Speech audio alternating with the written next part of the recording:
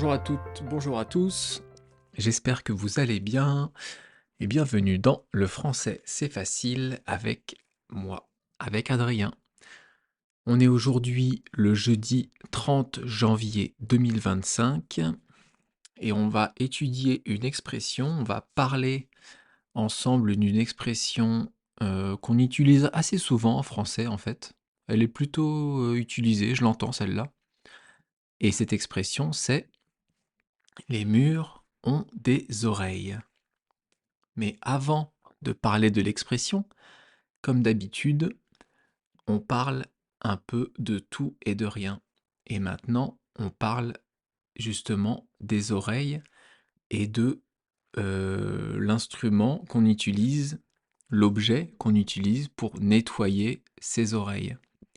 Pour nettoyer les oreilles, on utilisait un... On utilise, on l'utilise toujours, mais avant, on utilisait un coton-tige jetable. Un coton-tige, c'est en fait une petite tige en plastique et vous avez du coton de chaque côté. Donc vous pouvez prendre la tige en plastique entre deux doigts, la mettre dans l'oreille, mettre le coton dans l'oreille et tourner pour nettoyer l'oreille. Et c'est atroce. Bref, vous pouvez utiliser un côté et l'autre côté du coton-tige.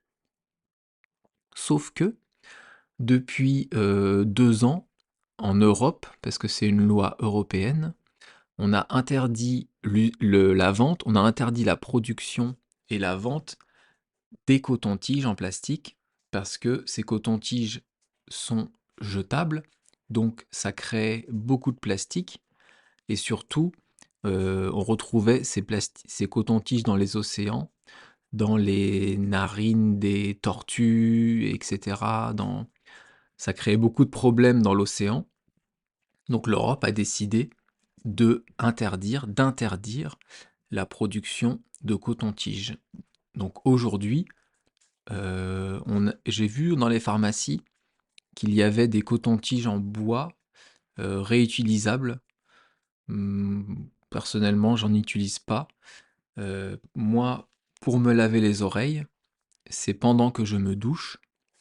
Je mets le pommeau de douche près de l'oreille et après je frotte avec mon doigt et je me nettoie l'oreille comme cela. Et vous, vous utilisez des cotons-tiges? Comment c'est dans votre pays? Est-ce que on vend encore des cotons-tiges chez vous ou pas?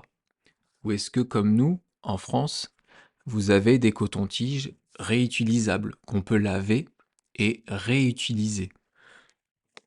C'est une question très importante. Non, c'est pas vrai. C'est de l'ironie, c'est pas important du tout, mais comme ça, entendez du français. Comme d'habitude, vous vous habituez au rythme, à l'intonation, à la grammaire. Vous vous habituez à écouter du français, et c'est ça qui est important, peu importe le sujet. Aujourd'hui, l'expression «les murs ont des oreilles».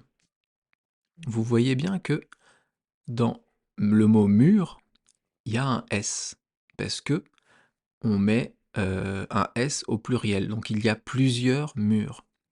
Mais ce S, on ne le prononce pas.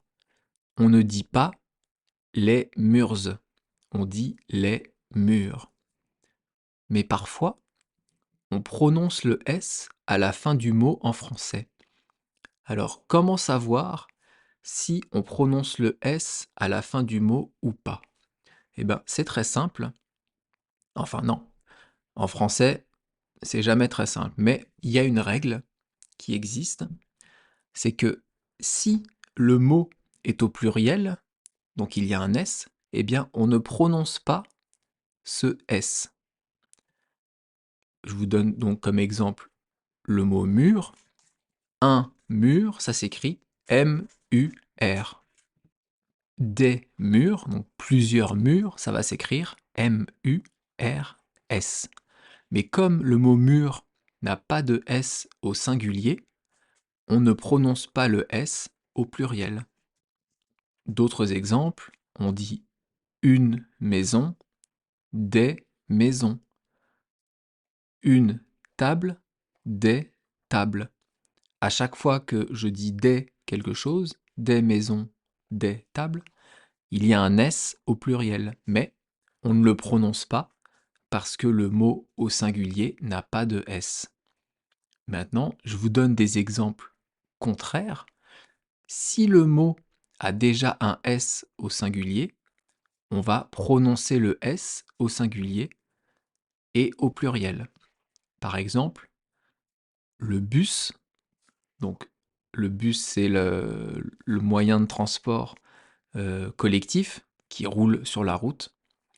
Donc, on dit un bus, des bus. Vous voyez que, enfin, vous entendez qu'au singulier, il y a un S à bus. Ça s'écrit B-U-S. Et on prononce ce S. Un bus, des bus. Un autre exemple, oui, c'est ça. Un ours, des ours. Un ours, c'est l'animal sauvage qu'on trouve dans la forêt et qui mange du miel. D'ailleurs, je suis pas sûr qu'il mange vraiment du miel ou si c'est à cause de Winnie l'ourson. On pense qu'il mange du miel. Bon, bref, aucune importance. Donc, on dit un ours, des ours. Faire du tennis, on dit le tennis ou un tennis, des tennis. Un tennis, des tennis. On entend le S à la fin. Mais, évidemment, comme en français, comme toujours, il y a quelques exceptions. Par exemple, le mot mais que je viens d'utiliser, ça s'écrit M-A-I-S. Ce mot mais, on ne prononce pas le S. J'espère que vous comprenez la différence. En gros, si le mot a un S au singulier, on le prononce au singulier et au pluriel. Si le mot n'a pas de S au singulier, on ne prononcera pas le S au pluriel. Maintenant, on va voir l'expression plus en détail. On a parlé un peu des murs au début du podcast. Les murs, c'est ce qu'il y a dans une maison. C'est ce qui tient la maison. Le pourtour de la maison, ce sont des murs. Dans une chambre, les 4 côtés de la chambre, il y a des murs. C'est ce qui délimite la chambre des autres pièces. On se sert des murs pour délimiter les pièces d'un appartement, d'une maison. Par exemple, un loft, c'est un appartement où il n'y a qu'une pièce, une grande pièce, donc il n'y a que 4 murs, donc un mur de chaque côté.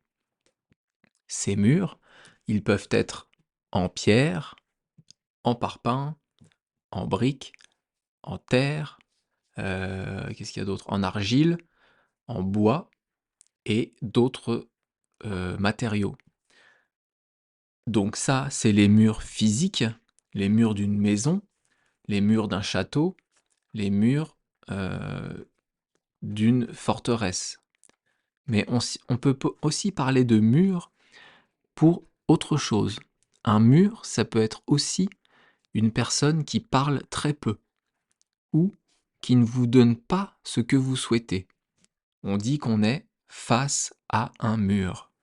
Donc un mur, c'est soit physique, avec les murs de la maison, soit une personne qui ne parle pas ou qui ne vous donne pas ce que vous voulez. Être face à un mur. Donc après, on a on. Les murs ont des oreilles. Ce on, ça s'écrit O-N-T. Et c'est le verbe avoir à la 3e personne du... Allez, réfléchissez un peu. Donc ce on, c'est le verbe avoir à la 3e personne du pluriel. Car mur est au pluriel. Il y a plusieurs murs, donc on va conjuguer le verbe avoir au pluriel. C'est en fait ils ont. les murs ont des oreilles, c'est ils ont des oreilles. Donc, je vous conjugue le verbe avoir au présent. J'ai, tu as, il a, nous avons, vous avez, ils ont.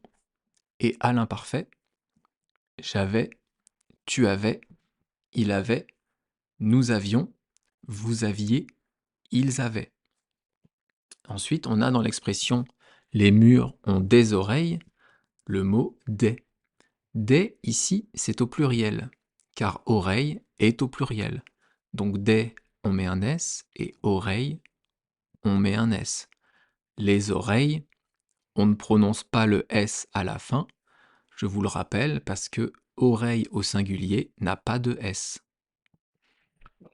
Mais le mot des, c'est le pluriel de un ou de une.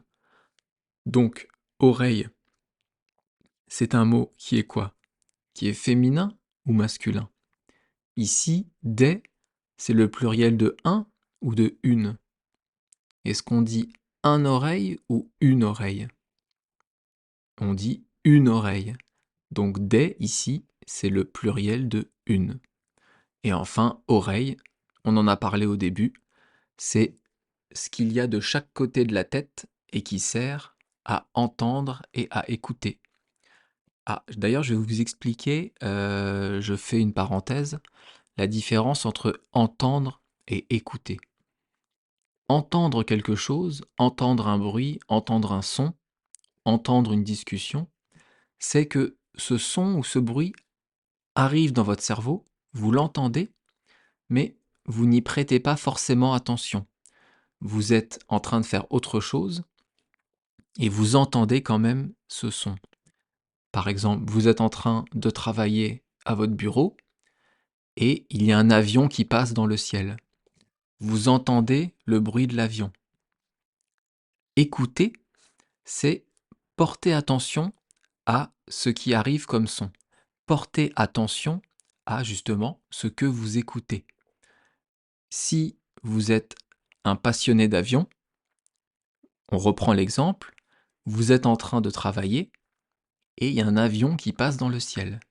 Vous allez regarder dans le ciel, chercher l'avion et écouter le bruit de l'avion parce que ça vous passionne. C'est ça la différence entre entendre et écouter. Entendre, c'est ne pas prêter attention au son, au bruit, à la conversation. Écouter, c'est prêter attention, c'est faire attention à ce que vous écoutez, à ce qui arrive à vos oreilles. Donc, où on en était? Où on en était? Ah oui, les oreilles. Donc les oreilles, c'est comme je vous disais, ce qu'il y a de chaque côté de la tête et qui sert à entendre et à écouter. Les oreilles, c'est le sens, enfin les oreilles servent au sens de l'ouïe. L'ouïe, ça s'écrit L'-O-U-I-E et c'est un des 5 sens. Est-ce que je vous explique maintenant les 5 sens? Oui, pourquoi pas. Alors les 5 sens, on a la vue avec les yeux. Donc les yeux permettent de voir, c'est la vue. Ça fait un sens. Deuxième sens, c'est le nez. Le nez permet de sentir et ça s'appelle l'olfaction. C'est un peu compliqué comme mot, c'est pas la peine de le retenir. Juste, voilà, écoutez-le, entendez-le plutôt, et un jour ça reviendra dans votre cerveau. Donc la vue, les yeux, la vue. Le nez, l'olfaction. La bouche, ça sert à goûter, à manger. Donc c'est donc le goût, le sens du goût. Le quatrième sens, c'est l'ouïe, dont on a parlé, avec les oreilles pour entendre. Et le cinquième sens, c'est avec les mains, avec le corps, et ça s'appelle le toucher. Donc les 5 sens, la vue, qu'est-ce que je vous ai dit? Ah oui, la vue, l'olfaction, le goût, l'ouïe et le toucher. Voilà, alors, on a décrit les mots de l'expression « les murs ont des oreilles ». Et cette expression, ça veut dire quoi? Quand est-ce qu'on peut utiliser cette expression? Quand peut-on la voir? Et surtout, je viens de vous le dire, quand pouvez-vous l'utiliser? Cette expression, ça veut dire que la conversation que vous avez avec quelqu'un peut être entendue par quelqu'un d'autre sans que vous le souhaitiez. Si vous parlez à quelqu'un et que vous ne voulez pas que quelqu'un d'autre entende, il faut bien faire attention à n'être à ce que vous ne soyez que tous les deux. Sinon, votre conversation qui est privée pourrait être entendue. Dans l'expression du jour, les murs ne sont pas vraiment des murs, c'est une image. Si vous êtes dans une pièce fermée et que vous parlez à quelqu'un, une autre personne, juste derrière le mur, pourra entendre votre conversation. Donc, si vous ne voulez pas qu'on puisse vous entendre, il faut bien faire attention à être seul et peut-être à parler à voix basse.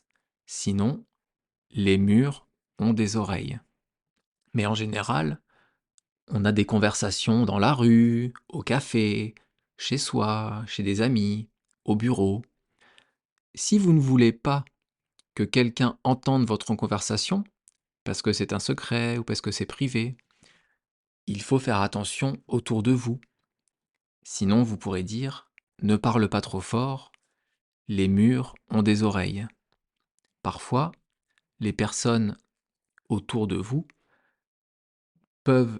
semblent, ne pas vous écouter, mais peuvent entendre des morceaux de conversation, ou ils peuvent même essayer d'écouter la conversation, alors qu'ils font semblant de ne pas entendre.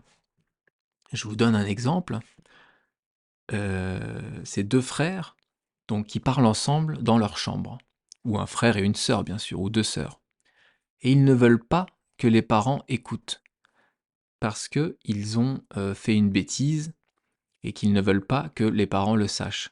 L'un pourra dire à l'autre « Parle moins fort, les murs ont des oreilles ».